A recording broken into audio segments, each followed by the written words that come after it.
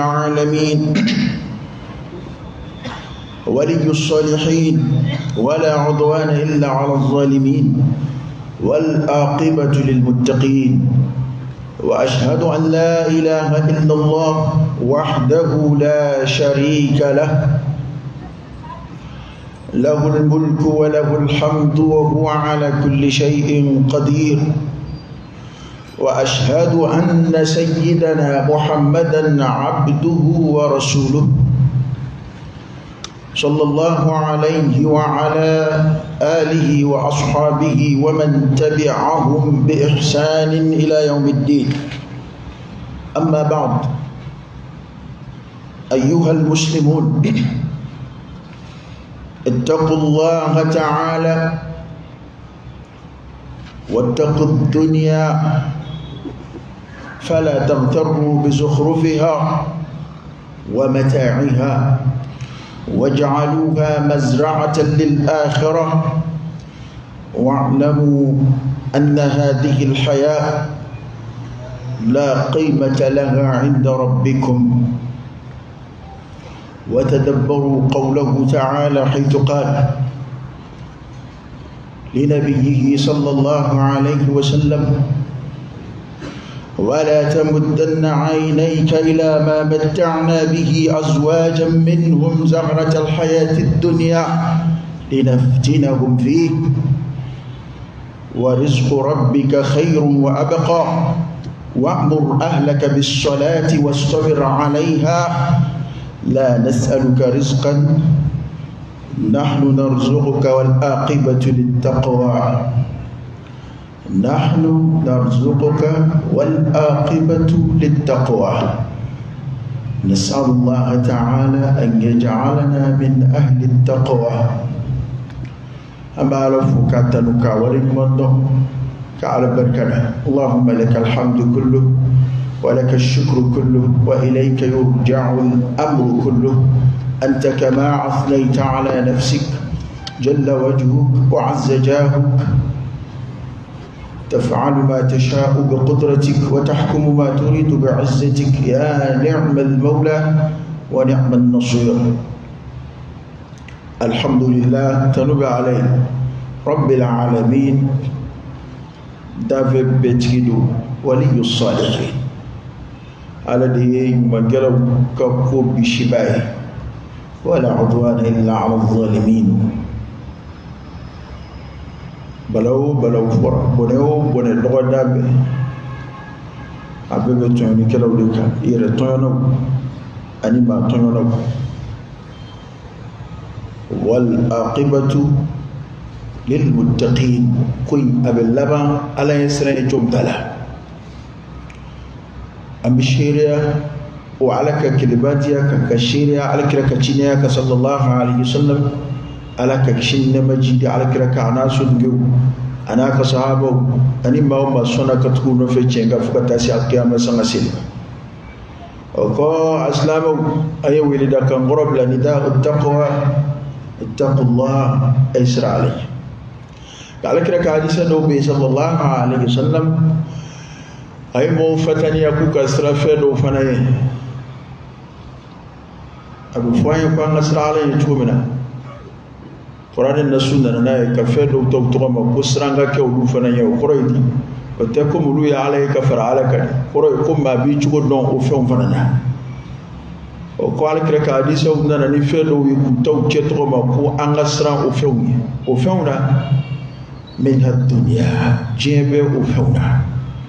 كرك حديث كنما أبونا نايكم إسلامك أنغسران جيه يا تو أيا فرا كما كان يروينا واتقوا الدنيا ولا تغتروا بزخرفها ومتاعها. جي مسري أنا دامو أكنا ملاسا نيكوي نكمان ماندي أنشيب بلا مطلولا nga hakika mi wende atobe galwe mba fo ni joina ni ngmanu iba fo ko umana qur'ana kono ni awnga nyene ma bila mafle anga waqi o fle actualité fle amaki ga ko masri ñom bulu jugumina amaki ga ko janyo bulu jugumina ambe nyeshimbe jema jugumina amfam babbe kodo be alqiyama kula jugumina ni aya nu ba fo ku te qur'an ko dia to anya kanu bi kanyo hakli ciki ko aya dawla bi ba beni fiire ko komoge ay aya mutaka ke ka kuma blasa no ya da bade kana blasa ni je tinte dole illa masra'atan lil akhir je ila harasala ke rodi ni mami ngoni ma famuti ifilla itununa an kumbe la haradika anyini rodi ya he la harasala ke furudi asugo joro de ya ibiti ka tonom da akiyama kenaka ibita kanin ke la hara ngamo mala sarani je nigmai ufwali kana chaya wati nuna kadaka hadisa dognana fi hada albab baa don fara kirat lila sallallahu alaihi wasallam akoni foru yidra aforu ko ko yerete koray asora to yerete ufe kumunu beke ga bulda aketo yerete unyana nga o mi fora oluwe o de kera ka kowera uke o ko nana kowera nana fo adama de ngere beje kono bi ma dowla ma do wereta do be minge telma je chenye na unyekoro je masilla unyekoro je jara ula adama do be mingini bi في الحياة أنا ما جيت لو كما كلا أتسكاكي ماشي دوسو نجينا وواجولي سبلا ماشي تسكاكي نيكو فوشويته نيا فوشوي رفعو فينا إبي موم نيجي إبي يرن نيجي نجين وني لا قيمة لها عند ربنا وسكاكا بوامبلا كو فالر فوي تجي كنا على يرو o siga ka bo ambela ka foni jela tike nyina may joro fuitala alayo asebe ko da be bi ala ko bara munun ka konoy no ta ko to be tluge akoto be fui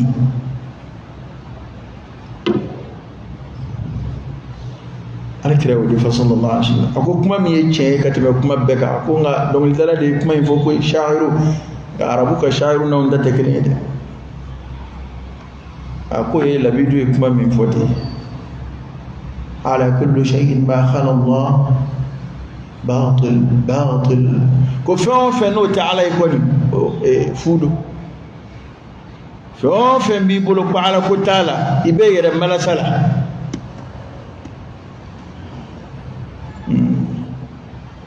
akuti meseno ene te jien ko tu ala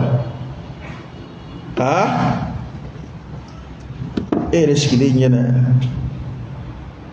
o girna ma julka ka laba ka bulati nye o chama ke nyena ka bulino ka laba ka buliye ka kashino ka laba ka yela ila iyeli o herbay dodola mobta la kale kunere de yayi nyena ga dombina mota fa ka don ku ni yenyoy o jul kerere nyena injingo ngara korol la bayi latka woroy na nin yebe minabbi ani qur'anati nyoy de qur'ana ayaw ye kuma do lakale alkira sallallahu alaihi wasallam كان دكاين بويدي على كرام كان يشي على كرام صلى الله عليه وسلم تفسير كلا جامانغو كوكما ينتكران يورو كما يقام من دون ديكا كمادو كنو تعالى كران نو جيكا جامكم يجيك جلالي بجي صلى الله عليه وآله وسلم ويكما جمعين نتافي كما ينجا جانكوي akadi ire kata Qur'an ta e ka tadabburu keni aya na nyona munu be Qur'an ko ku laje anika on nga ketaw na nga fotaw danyo ngoro ko laje ibad donc ko anjama be yere mala sala amen mina yere mala sado ala mi vo o kodde ala ko alkiramadi sallallahu alayhi wa alihi wa sallam daga nga hakili jagaboni maka kanga billaje kanga actualité laje adama dum beke ka balu chumna ala ko alkirama sallallahu alayhi wa alihi wa sallam ولا تمدن عينيك إلى ما متعنا به أزواجا منهم زهرة الحياة الدنيا أكو على كرامة إيه كان يمكن أردكين لما يكال لجني كراني يرد والمني إيدي يرد أكو على كرامة صلى الله عليه وآله وسلم ده قرآن الناس ده يعني سوسوليتك كم منو هنا القرآن parce que ni condana ni ba fika disa mi ni o kuma ma jey tulo la i ba fo pa bi soro ala kram mani foyere parce que ni ko pa fo katlaka ba ala o yi halaki toy nga mo jaggele arad may nabi o ye ka fo ko kira ma fo sallallahu alayhi wasallam nga i kwa e mi fo mi ka dalu me yola o jariye damadi i kwa mani fo ka dalu me parce que amati ji misrafe awon da hadisa wuluma de bala kakete ni min dari jimi srafe ni min gafsi ma no gafsi tabuluma hallo de hadisa kitabu sahalun kono doni srafe kadaka don bo wure kitabu wuluma nin kitabu dilalen aka kuma fara tugo nyonga ayo keni cleaner ayo keni ladre kateme ma tawtaka o kuma da bari Bukhari ko ni Muslim ko lo kele bo mina an fe bi kele kurawli be Bukhari kama aduna ta porat e Bukhari kala diri an da sibe ha amma sibe je be ka fo pa aka hadisa kitabu sahabe to wi ammo sibe annana surai wa be fo ya ka koro imamu no be ga lagu shibbe ulu ya tanu ko koro uyata nu domina uyata nu nidme bi ubeke ka jaga mu ngama fuka sero la koni ya ambe gire Bukhari kay ba kuma munun ba kono ko de jaran lula e kuma me Bukhari kono ko o de kadan lula o de ba to amba suti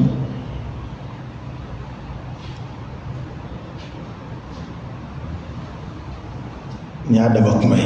angateme na bangaw mana arotti dobere si dobere ana rotti inshallah wa ada bakumai nga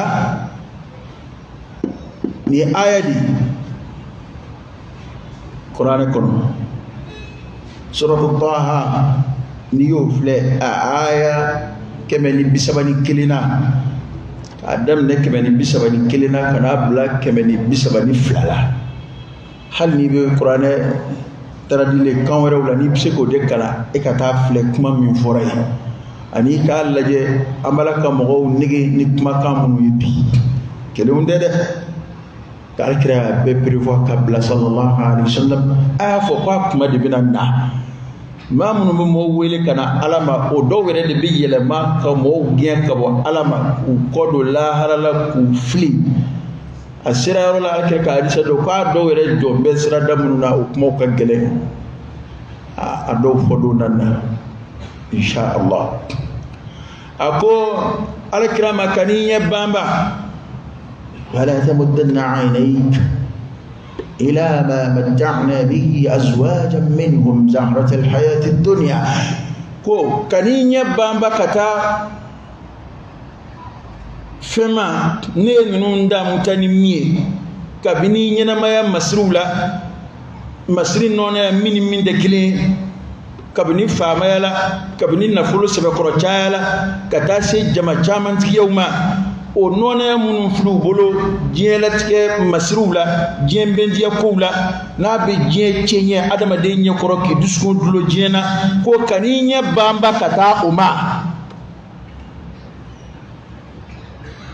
o e ka Allah je sak tafsir kala mun ko kira ka kuma te sallallahu alaihi wasallam koray an yoro kuma te ko abonya de drama ya no khitabu mun yeshina ala kirama sallallahu alaihi wasallam qur'ana kono don bawi ni ma saba de fois ko kuma do la kuma nyebi shi ala kirama sallallahu alaihi wa alihi wasallam akilin jon furula du ma talla dige wala de akan nabi ma ya khasoy su doyoyi ali kilinde ya marula na keli o kuma ko bi mun yeshina ala kirama sallallahu alaihi wa alihi ko kuma kan do be ulu yeshina ala kirama sallallahu alaihi wa alihi wasallam ayre na mandum be da makaka ala ayre ya marum be ni aye amandum ya marum be dai ko kuma do be kan do be kuma uslubu do be ko ala bo yeshina ala kirama sallallahu alaihi wasallam ko ma fura ko kira kana do fara alaka nabi mo no cheka jan ko mi diga jara ni baci jango nabi mo ko kunti ba ko kuma do nyebi shi ala kirama sallallahu alaihi wasallam don bo ba fo ko kuma ingande kirama ba kambe amando ndima ko abunya de dira al kirama sallallahu alaihi wasallam kani be don bo ko sharu de onge be ga min fiye ni be don bo ko wala lunde nga kuma yira koroydi kuma iskalu te kuma ngoro de ye ko kafiru fle jiedele le min fle kafiru ye ko la mekani nye bamba o nofe bibi kasla be chien o nofe ko e hakilla ko de bunyaye alayoro ko de korotaye alayoro enye bo femuna ashima ke chidi unyana al anbiya wa rusul akeru nyana e mani yere mala sabbi ni technology minon o kera chidi unyana je jora ka se ake mina be mani yere mala sanoi o kera chidi unyana ay magandala ngini ngabbi munu mbora sassa madina misri be jodi bi anga yini ngalike ambe ke ga sumani ken miye bi ambe ke ga jien sumani miye bi ka ala ko sumani miye bi je kono o ba wajibi ya anga fo ko ala kira ka misri bila makafsa atle hakli mabufo ikira kuma kono do mena misiri kuma chugodi misiri kun jo meni bo biriki de misiri kun bli meni tamaro nyanza undi misiri kun jet ke meni tamaro jukuru de misiri bunya kun de bereni ji a hake dombe ni dona piu kele do ka damfara jira kira kile misiri bunya kun ya hake mi a piu bi sallallahu alaihi wasallam anaka sahabo ballo de kon ahlu sufa kumbe be fini min do atulabo karoke ambe ni voya ko ngane srambe miye anga zuhudu de bege ke fendembulu fandaya dese tamatenga ulukula ode zuhudu e malaya ni fenti bolo kumamina ibislam ma islam ete fengo e kirana ka sahaba bishi ko na fini fundula ngani e fenzoro ba ko ko e wajibi sa adama de ko ni sirana ala ye ngaba ala de bulu na ya ala take ala ban take ke sabe islam fanda munum de mena uluma ala take era bala ko kuma fanda munum be ya da uluma ala take pora yambe ke ga ala ko sumani je ne ga kuma de koroyoyi ni ma kuma nun fam kuma dowla abu ku yana fambe je de labushi no e ka jesri ka sebeke je kono ka do dala ka tanye ki yere joki ka jamana joki ka dujo hakli ma bu labushi halal asraka al-kasb min al-halal la kuma korota ki farfawla ni ya famu te ya famu waje tuka kuma koroyi kuma de koray ko hey war sorote ala soroy may rebe bana ga defle je soroni ala sorote kili ni ala je fama ya dimami ma ni ala je nafulo dima abu baro no goy bulu abu komi je re wasailu bin goy bulu ko mina aba ala ko baro fana no goy bulu parce que salakati bokan no goy ma yuma ya bara chaman fura o kan no e ma kadaka abibulu فاقد الشيء لا يعطيه ate bolo minani yo tunomi o bakarde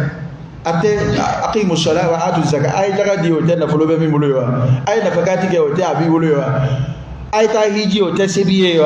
bana bara chaman fora ala ko bara la ni fembi kuna abi deme ala ka deme ko fe ki ka ala ko bara no ya ibulu slabe re feyini kunde kanga koye ingani de kanga koye ifeyini to ni ya yini kun wara kama mino te kele itnuna de ifara la jedunga de ifara la ma hakil la fulunga tondo yo ni ma min ka jamu yi doron ne ba fara nyonga doron wala sanga ke na fulu bati yiti doron wala sanga damu jiye kono te doron ita yini ala ko kama ikalla yini te here barai don bo ko a yini baliya de here ka boye makata ba yini hal ya muslimai la islamai ma shuka ke baraka mun gama wala sai ka balu halala ni ya me ko halala ngo ya ala ko de ngo ya lahara ko de ni lahara ko tala halala ko bu fara adaya ka soro de ni lahara ko te kola war ko dabe ka ka soro de wadato nazara bo system de ka iri ba ko kuma tu fe jena ya war ko kuma tu fe so bongo kuma tu fe ni sira ka system ni min kire ni bi fenzo la dron abana o de nana ni chambre passage o ye jien kono o de nana ni porno film de la ye jien kono o de nana ni lo masili ye jien kono ni be ko jugu fena wari naw de ka bar hali guerre civile munum fle jien kono ka kele masili jien fandan nani be marfa fere law ka bar mamun nga baray arm fere ulu ta fe kele ka jo jien kono parce que ulu ben na fulu fara nyonga do de mamun bi yala ka doroku masiri jien kono ka soro jien bebe na ka halni ala kote ko doroku may adama de ma maya haklima nga jun ba masiri ka fere ka cari wari naw fanni mamin go nabi jien jien de kama haramu ni halala ko to la aslama bi jien jien kama kala wa on balaka yela maka ko de bi aynama وعلى كلا صلى الله عليه وسلم أي جين فرلي كنعد داك سابو يدو أهو دفو كم مامون دمنا جين فرلي ميجا وغيرنا جين أو كو غيرنا وجوانو فمن حرام يروكاو يولو دغا جين كما أي ربي لما نوكاجا أحللنا كل شيء من أجلها أي في بدغا بجين كما إلا من رحم الله سلامو فمباي في بدغا يري bi choroba ka du kono ate war wuluma na dinga ni nana ni mi abobne na dimso ni nana ni mi abobne ate war wuluma ibi may baradala ate bara wuluma ibi may commerce la ate fenfere ta wuluma ibi adama de ya be warina dine ko kuma ira ta ka warini sraka na tlalo la kuma mina abina bismillah ay febe dawa o kuma no kroy ko sla même ma a warini kun ira de shilon folo na sori ka wari ni kunde e ka ken nun shi i halakira de i dim halaki de i muso halaki kada ka yere na balu haram na dim na balu la muso na balu hal yaw ngadina yon kala la jabe mo nof na bebe war ko de nof ye kala misiro kono wallahi billahi utek almamiya ko kala la utek dina nyamo ya ko kala la ube jien no fe ko kala de la ube war no fe kala ampe ya Allah yete misiri munum be ko felawla ni tamate sora kono e de la ka kele ita kele misirla ni sorata kono nga kuma nun tile ne te kuma jenge ni fe ni ye kele yoro la misirla an fe ya wa soro de no fe o be kele la soro de no fe no te misiru ban fe ya ibta kalamba wele kana kwa kaka almami ya tison no dum madala ko almami ya do baraji ga budo e de funi sirana ala nyakati me do nga na mo silia e maso nga mem go silia e be kelela no fe ala ko do la hara ko do wallahi ote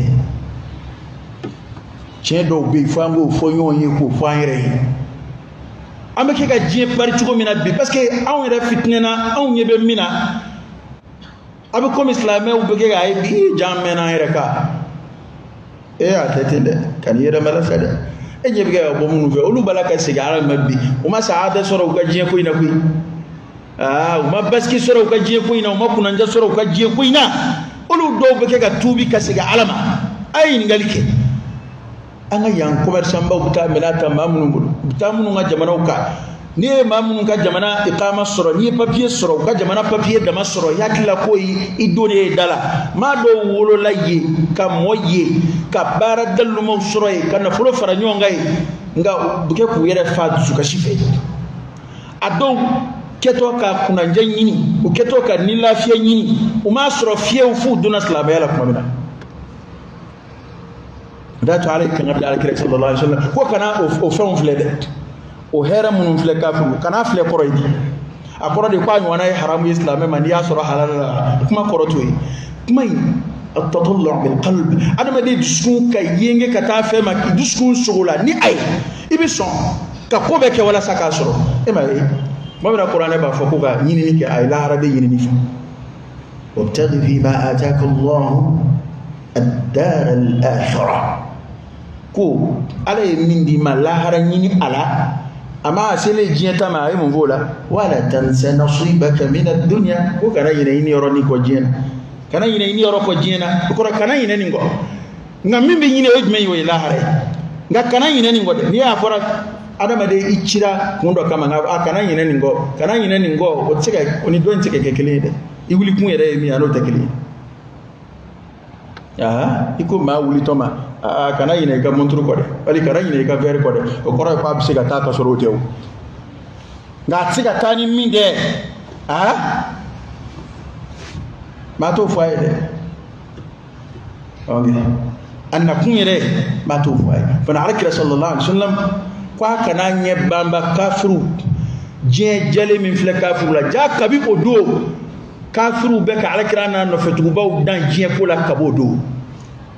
o be ba don sa ngora kira sallallahu alaihi wasallam asabatra kai dona ke yahudi o fe le ba do ko yahudi o de ku madina na fulutuyi o ka juru kumbe be juru do bela ba do islam o lo ba do awa kafiru la yahudu madina fengu bulu de bulu ka soro yere do islamela soro sahaba chama ba la kale soro madil ka dulu ka kateme khaybara de le min kera no yo nafulu so yahudi o de fengu bulu de bulu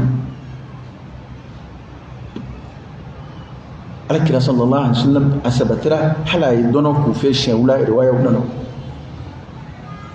ebe mouvement yo ya bion bisili an re islamé o te fuye on blobi an woni yebe mina dro e jende wallahi ni islamé jeni kun ila hare ita ala kutaka jeni ina sabali ka commerce la nadana hakemina ini wasadula ina sabali ikabara dala ni sarabena mima ini wasadula ina sabali ikajagula itna na nambara dua singoro ni ka surata bena mima ini wasadula ni ya yini kundon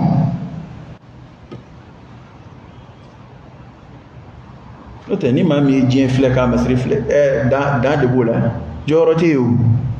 iyo be chamajala ni sojara ni ka mobli ni dota e wa ko janere ma mobli tike ke flo ni so dojo ni na ko yonde ni dota jiralila ba ko jam ma dam ne flo o da to alkira ko sallallahu alaihi wasallam ko ambe dugumana de fle jien kula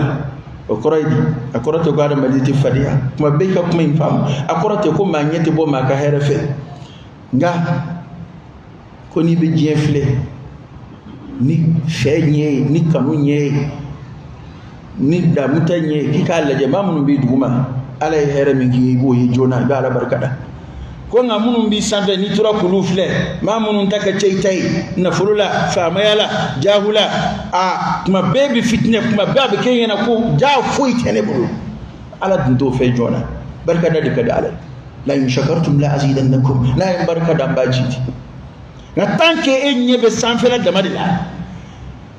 munun be enye bulu damana munun be jigoro enye tulula abada ita ala barkada amma ko ni ala ko de dosa ala kira aksu fo ula ko ni ala ko kondo mamnu bi nya ala ko la kibulu de la jawbe do farika ala ko kan ana duguma mo wala ala ko la ne kam sila tate tinga juma ko ni vraiment do blay kar sa flo tal juma na ay kanaketi ne bita juma de la alaje min bi farda duru dafa inya ka bu fe ko pana ni bi nyefe mal la jala kula be to fari ka ala kuka ni bi duguma mal la je jien kula o be to fari ka barka dalaw de ka dalay halsa ka kuma in birbir la tike ka fam ne jonde ya kumba fo ka bitigu datku kun jonde ya kumba fa na fa da tawarina la la bab barani warta qiwamul aish nafulu nyina ma jolata nafulu wa alay ya mardama minge nabe nafulu kunga dambola wa babarani nafulu ta o ni nafulu nyini kunye ka balo halala la o ilahara koy ni nafulu nyini kunye ka nyuma yake o ilahara koy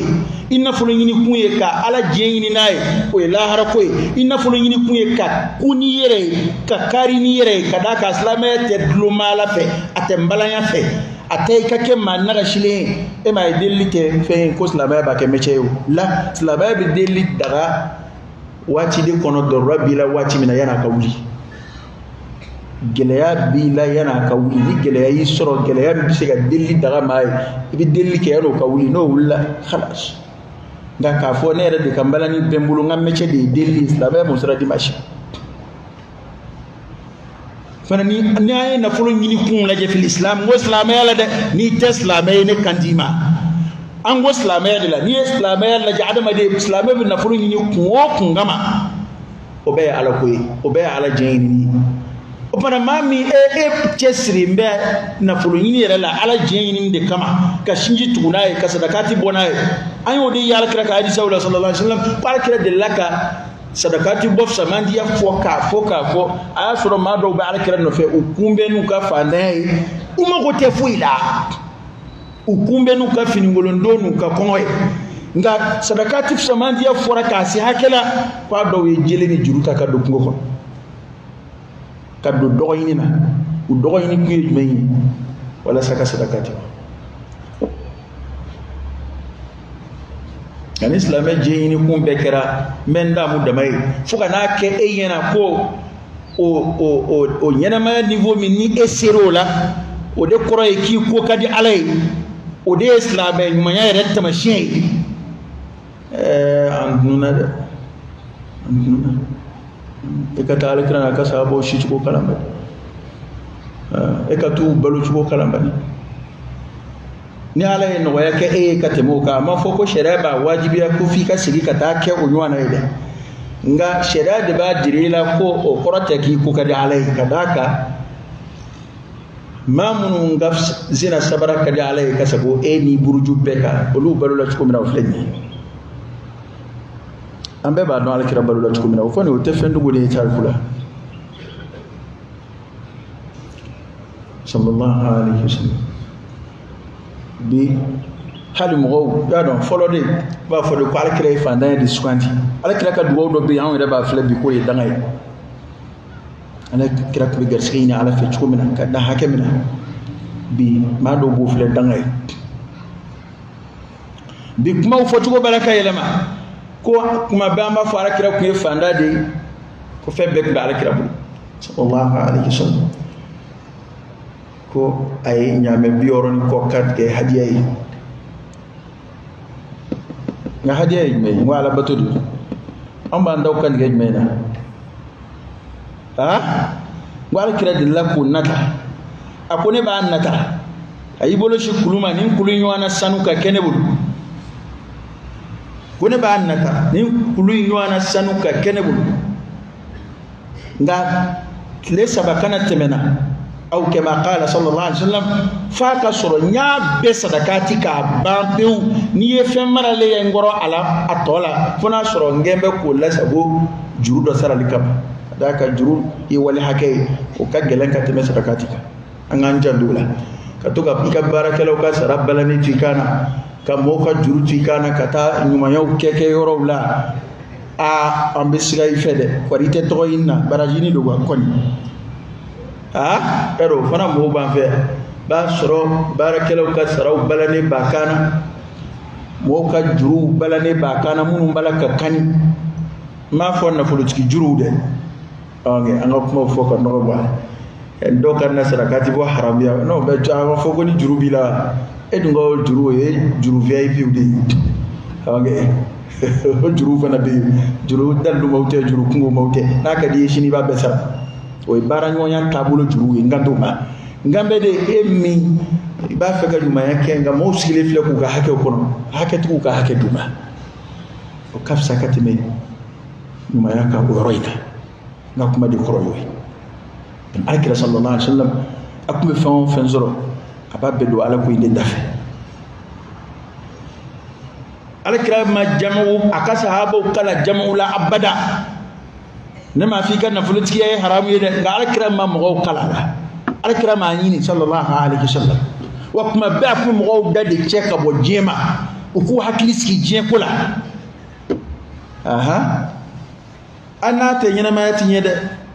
ma ma ni yakili maski je kula da to alakira ko go bana yere duskun ka bana yede ni ka bana ko de bana yere no te ko sorofe chaya te bana e ma ode atobi ni be zumba ni ba yini na fulutku de milliardaire ou billionnaire ou de zumba ou de baga fando nga dromet ke ka farutaka o de be ke ka ba fando nga pochon ka mam nu ko su kono luanze la mam ma hali sokeli ndoire abe appartement de kono e bolu luanze la o tiki e be don nambara ka bokuna mam ni fanga an taraka blanga fanga posula ka jonu ka fembe du kuranzara du jisara du susara foi kotula o le ba fa donc drome farale nyonga trésor le ko milliard kenyo ko million kenyo commerçant ba mun be su kono bitigi baba bolo million keme hake ba kono o de baraka da sima to bitigi la hal saka kilo duduru bo la ka kilo fla bo la ko farataka alhaakumut takathur hatta zurtumul maqabir tanki ama segi gaboni hakilla nunga halaki de bina akili be hina mina anda e dukulo koka parce que bi ka fo ko warte bi oteo war be ko de te ka tugula folon woni ma kelenwe soroke dugono du ma to bebu bo numa bitabete wa ni balma kelenwe soroke balma be ko ba kalama wa bitabete wa munyasi auma at-takathur chayni fanga dande siki ko ina fanga annaka de anga hakiliski ka do bonna kala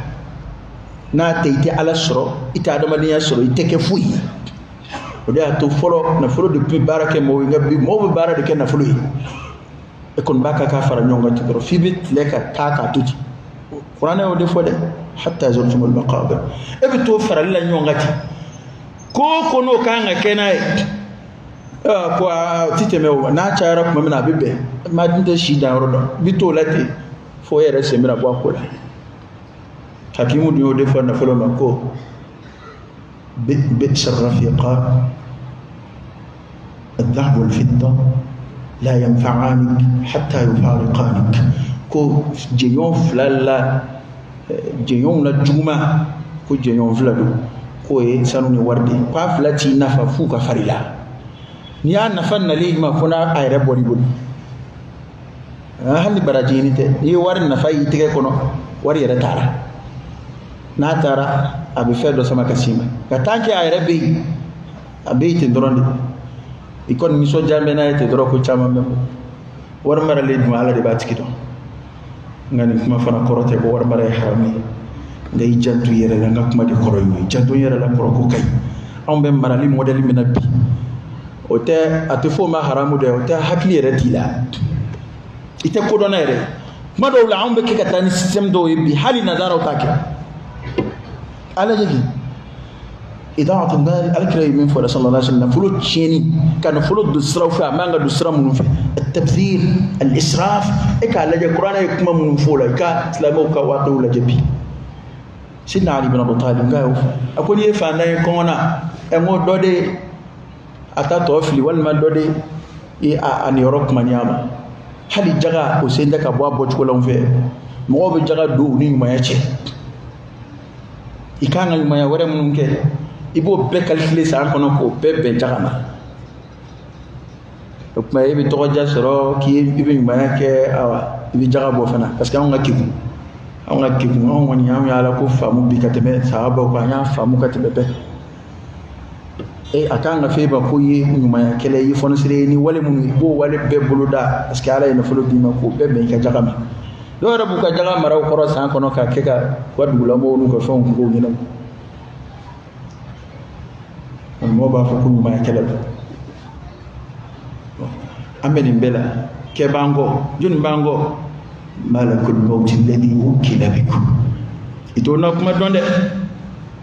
ni sojara ko titiri fonse ko garantie be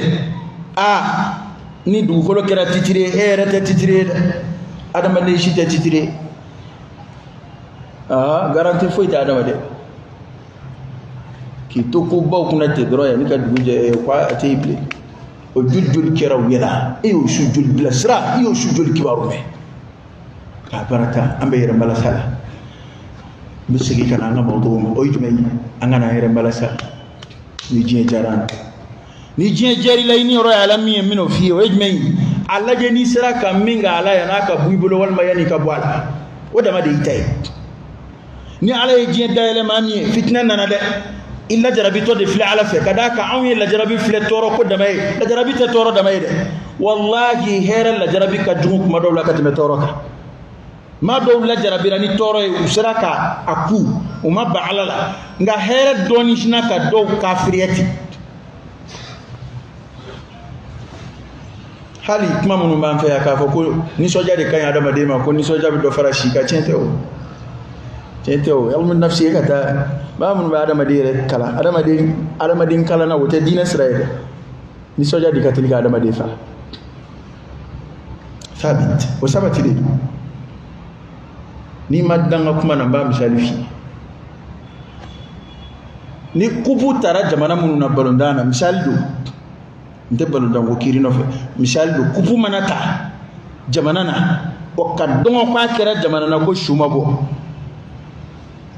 nganu maganya du bebe dungu da sokono bu sumate foi tikew ni 31 sira ma jul bisa ni soja kama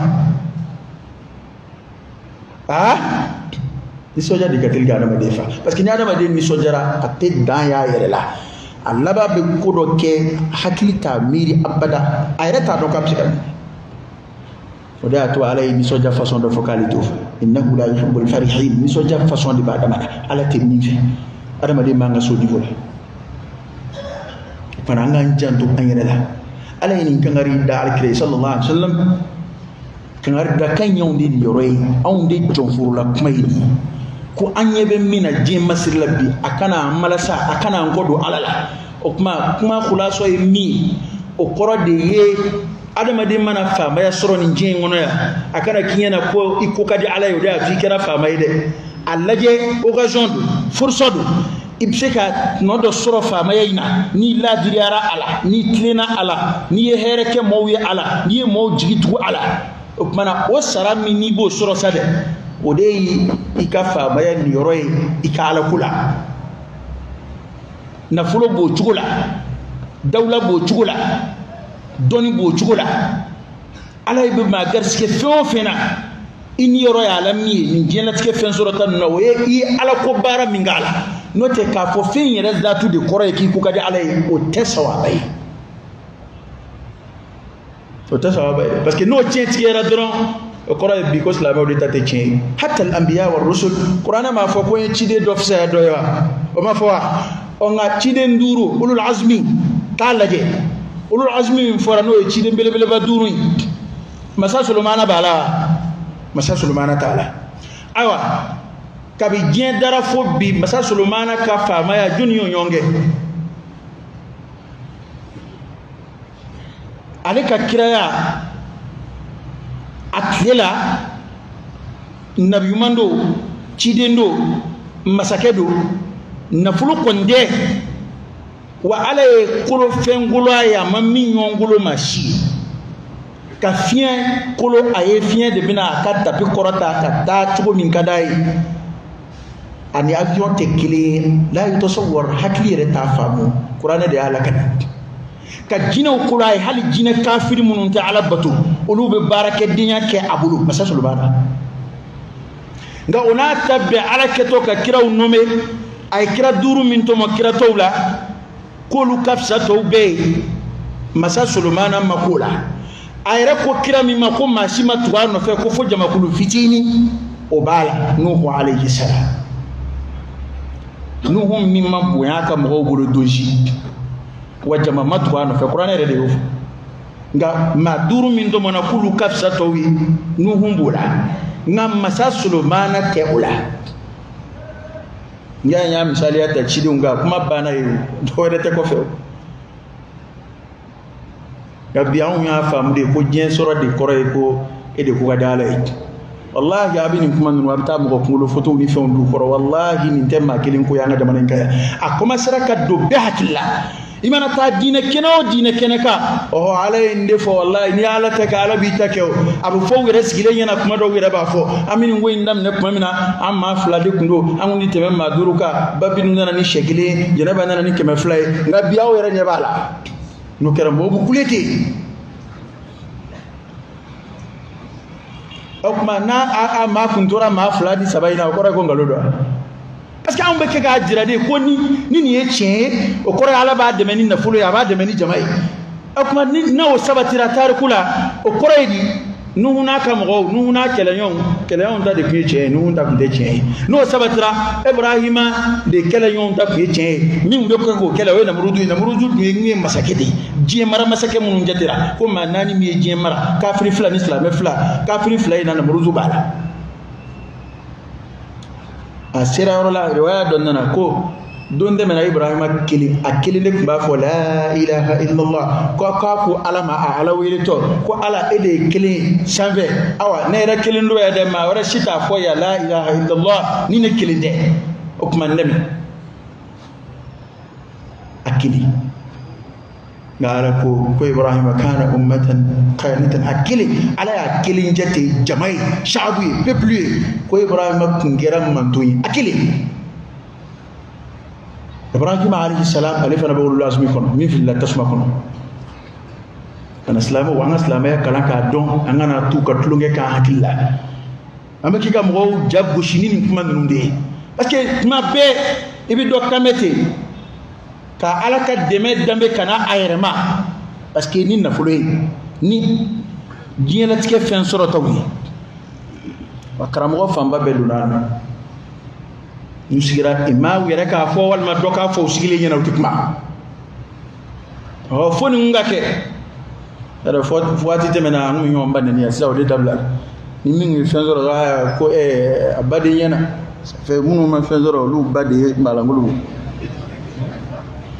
kuma on no era sa la ka klimandam amini fen fo asite islam ya kuma asite qur'an kuma gasle koni dono wa yaqtur rizqa liman yasha'u wa yaqdir wallahi alayhi ne fo bi fen fo ki bi kun fi on digina ay kalu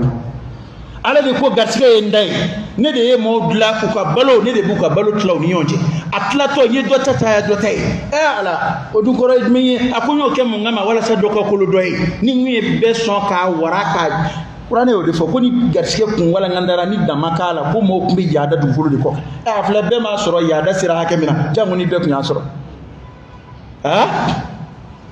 emiliar be ko bene ku ne de be ka nyega sama sigi bana ko beta na be ne be ka yoro fura sigi nyama beta na be walma war kun na foye ikme milliard dale ti ko ibini biri ki ga seneke ibini biri ki ga dafura ibini biri ki ga tobili ke yere bi ka ko be ke yere ala ko nye do son ka do ta cha do ta wala sa mo ko kulu nyoy ala okma munu ni yoro do gara din ala bo ta'widul wilahara abo ni yoro dulu malahara wa ya ke ni hikma de min ga ka ya ko juwi ko nga o korote ko ga ala ida qur'an wa yabsutu rizq liman yasha wa yaqdir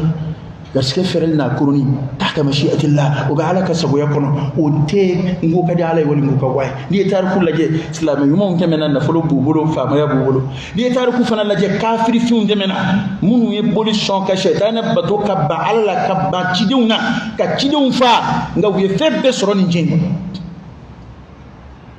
ni kuma nun te hasidiya kuma wesa ni ameni vo anre ka fo be masika ni yere malasa ko to bibolo ya don ma do yi kala ni jamana ga ulu bisra la nyakati mi ko bi ni febete hal ma kana foki ka soro yi kala ni sanaydi wa man yattaqillah yaj'al lahu makhraja wa yarzuqhu min haythu la yahtasib wa ayat tafsir te soro bete na fulu koy boda bete na fulu koy al fon fe be ka adama de hal shiye garsige de ñu manzura garsige furu ñu manzura garsige sigi ñoo manzuro e garsike e ga ngaw ye garsike re koron ka bebe na fulu ba ni na fulu soro ala bi fe ni na fulu tibula ala ti fe kella o en galoyi na fulu te dina ko tamashe mu'minin tamashe ala insra bi doni ala insra barawdi wa bebe kella ala kiramin no fe tugun no fe sallallahu alaihi wasallam kira jugo dombe atabiya dombe ta kitabu kalanki ta qur'ani refle kira kumi munge atabiya ko yujmai hali ni ye ngalo da kira la bi ko na fulo kumbabulu ngani kira kumi fenzora mba ta ke jumai anje la bangara mo no memmina bi kira mba ta ke dia sallallahu alaihi wasallam kira bi boka sanu tla moni on jabi o dugu je tle la tabulu kasoro kunungu angora ay sanu de tla moni on kira ya ngala ni dela sallallahu alaihi wasallam nga anfle fandani kule ambeka olu kan na fulo faranyonga ka ketulongela e wira sigile nyana katlaka wasowla katlaka foko an ko kadi ala ko da to ala yandeme ka jizya bes la boka ako gelera de ala ka boda de kan أقول قولي هذا وأستغفر الله العظيم الجليل لي ولكم فاستغفروه إنه هو الغفور الرحيم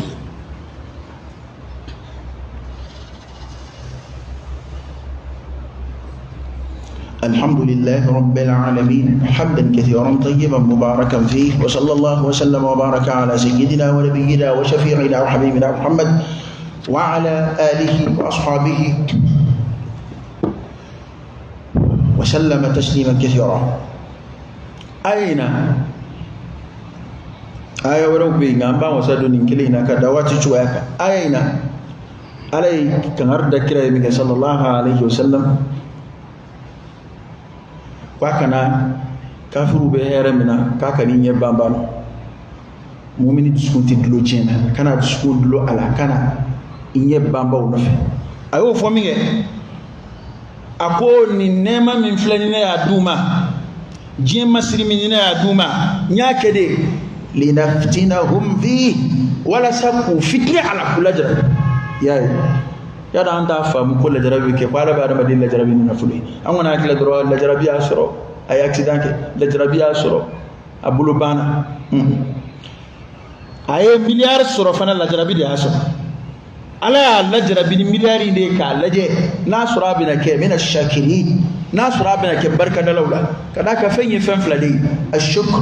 was-sabr ni fanda yana sabal bi yini fe ni isona barka da bi yini fe o barka da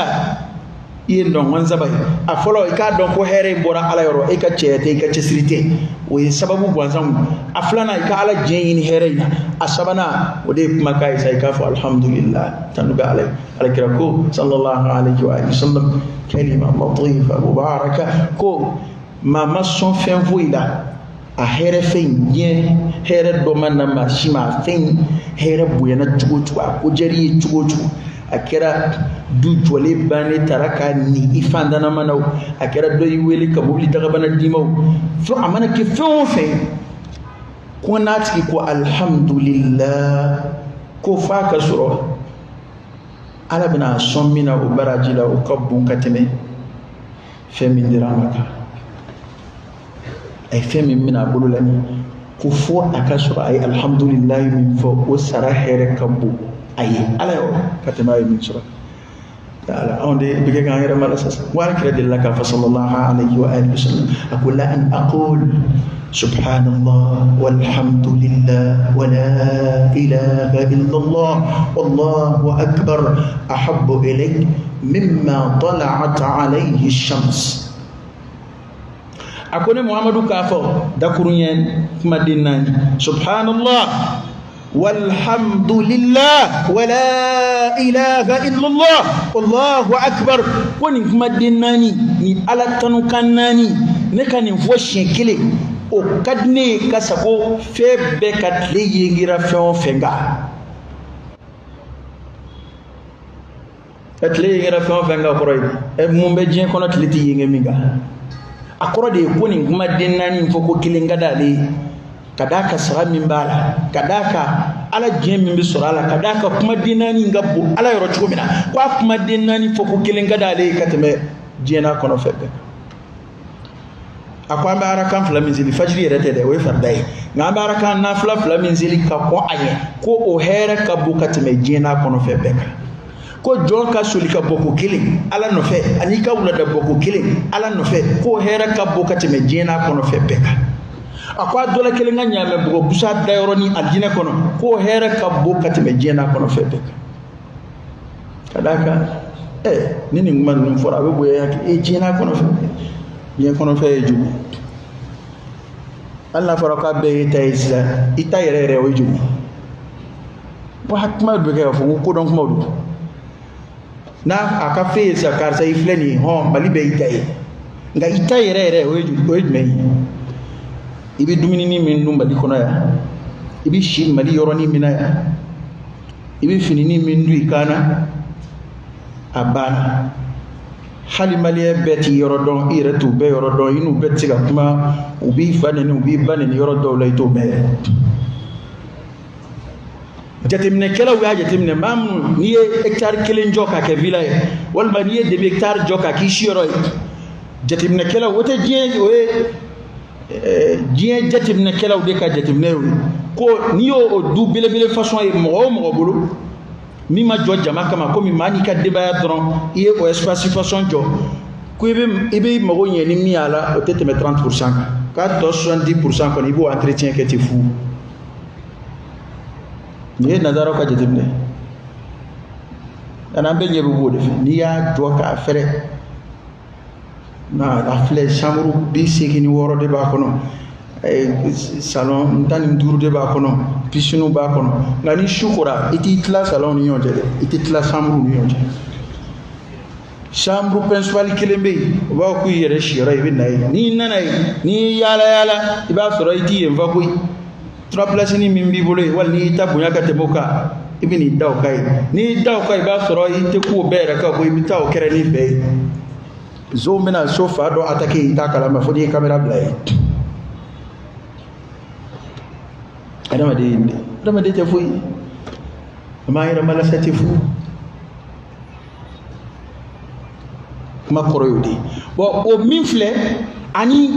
min y'a to a bɛ fɔ kuma bɛɛ ko laharata de ka fisa diɲɛ ta ye ala y'o de fɔ bal tu'thiruna al-hayata ad-dunya wal-akhiratu khayrun wa abqa hali yan a bɛna segin o kuma kelen de kan parce que munna laharata ka fisa laharata de bɛ to sen na an yɛrɛ ko ten ko don o don woro kunkurunin a ka fisa don kelen waa ye dɛ bana ala ye nin fɔ min kɛ a ko ne bɛ kɛ ka ninnu fitinɛ garisɛgɛ in na de i ɲɛ kana bɔ a fɛ a ko wa rizqu rabbika khayr o tuma ninnu ta tɛ ala ka garisɛgɛ ye wa i b'a dɔn yan ko garisɛgɛ min fɔli filɛ yan o ye garisɛgɛ wɛrɛ de ye ala kan bɛ alijinɛ ma a kan bɛ lahara baraji ma a ko e ma ka garisɛgɛ o de hɛrɛ ka bon wa abqa y'a ye an y'a faamu k'o ye laharata de ko ye k'e ma ka garisɛgɛ o de hɛrɛ ka bon wa o de bɛ to sen na an t'a fɛ ka min mɛn sa illa man rahimallah ala sɔrɔla ko fara wa'mur ahlaka bis-salah i ka denbaya yamaru ni seli wastabir alayha i yɛrɛ ka sabali seli kɛli kan olu de ye hɛrɛ baaraw ye la nas'aluka rizqan anw ti garisɛgɛ ɲini e ala fɛ dɛ garisɛgɛ ko o bɛna ala de bolo narzuquka wal aqibatu lit-taqwa ne ala de bɛ Muhamadu garisɛgɛ wa ko bɛ laban ala ɲɛ siran jɔn ta la kumakan ninnu de fɔ ka fara a ko min bɛ ninnu bolo o to yen i k'i ta kɛ i ta ye jumɛn ye wa'mur ahlaka bis-salah i ka denbaya yamaru k'u ka seli ala ye nabi ɲumanw tanu ni baara minnu ye e ka t'u lajɛ bani n'a sɔrɔ ko nabi ɲumanw tanu na n'u ka waritigiya de ye n'a sɔrɔ ko nabi ɲumanw tanu na n'u ka diɲɛko de ye t'a lajɛ ala jɔn ɲuman minnu tɛmɛna u tanu na ni jumɛn ye u ka ala ko baara a ye to an ka segin ala ma n'o tɛ an bɛ min na yɛrɛ malasa don dɛ an bɛ min na yɛrɛ malasa don dɛ alakira ma balo tan sallallahu alaihi wasallam a ka sahabaw ma balo tan a b'anw ɲɛna ko nafolotigi kun tɛ kira tile la Abubakar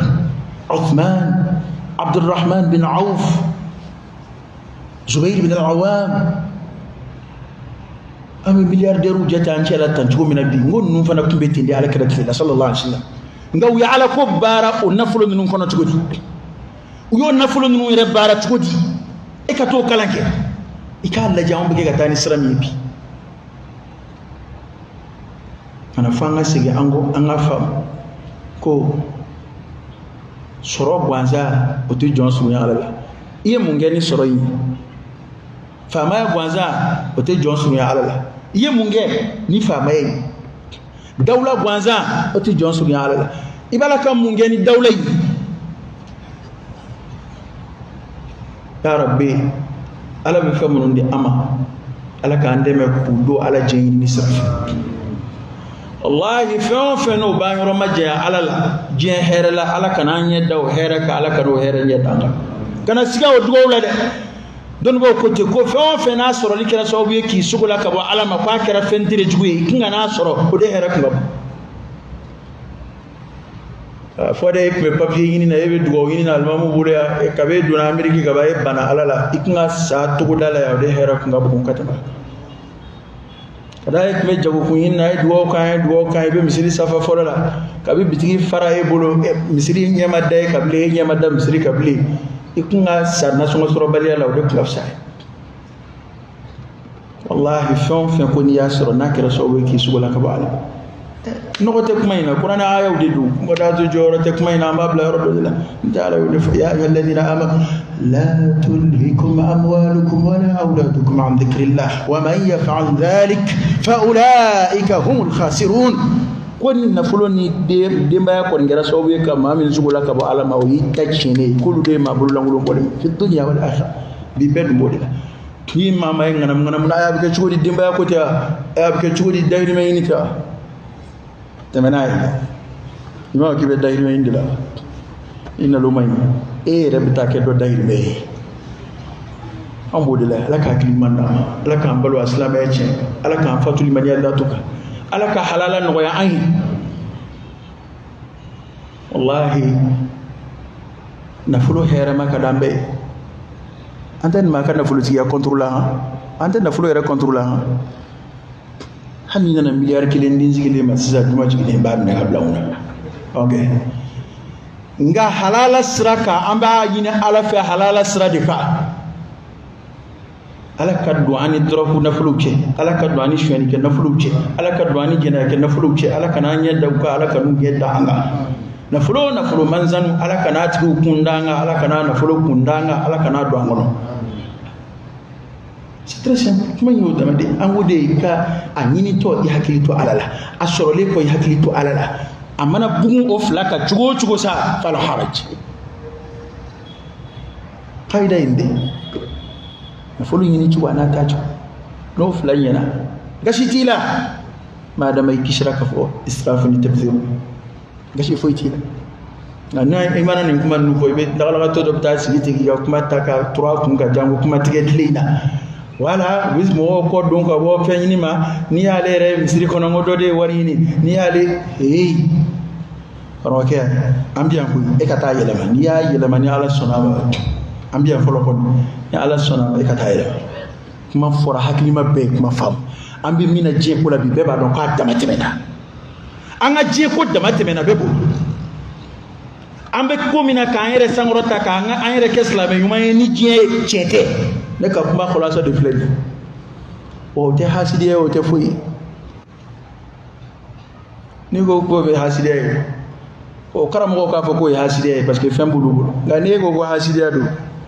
ka do fende bulu ko kuma ni ne be kelela be de ka kelela de pour que ka siga tous la mer kono pour que ibaka nan nen aha ala kan ji di fambiala kala ni famu tekele ma do be ala ma here la yini nuwe de kada ka ala kira do ko ni ala here la yini ma mi pa bi fam ya dina na ma do ma dina fam de wallahi en fait do be anu ma hadisa mi famu dama ba fo ko kira mu fo parce que ma koro de fam wallahi ma hadisa koro fam ni wa hadisa mi koro fam do ay ko kira bi ni fo chukodi e ma de be kira kala ka fotala sallallahu alaihi wasallam wo kire kuma do fo hala ya fo munu ire aka sahaba kuma fam lu kuma kila ko layini fe do e kuma ina ja layini to kira sura laka kuma layini fu ngana ma layini fe krage don fasalu ahla dhikr in kuntum la ta'lamun krage bo fiye kuma ni kala tɛ kelen ye dɛ bɛɛ k'o faamu jamana in kan yan kuma ni kala tɛ kelen ye dɛ ni kala kiiri nana a y'o to kalanbaw k'o ɲɛnabɔ kuma ye fɛn bonda a bonda fɛrɛlen don hali ye min filɛ e ye minnu lamɛn kutuba la sisan n'i bɔra i ye kuma minnu faamu a la i bɛ se k'u lasigi i bɛ se ka mɔgɔw yamaru al-amru bil ma'ruf wan nahyu 'anil munkar babun wasi' nka sariya kiiriw sariya kuma kɔn faamu yaw istinbatu kɛcogo aw ye dɔnnibaw ka baara ye dɛ n'i ma min faamu mɔgɔ tɛ tile ka n'a ɲininka o min ye kuranɛ yɛrɛ n ko dɔw bɛna ɲininkali kɛ ko a fɔra ko diɲɛ dara tile 6 wa kolo dugukolo la k'ale y'a ye kuranɛ kɔnɔ ko tile 8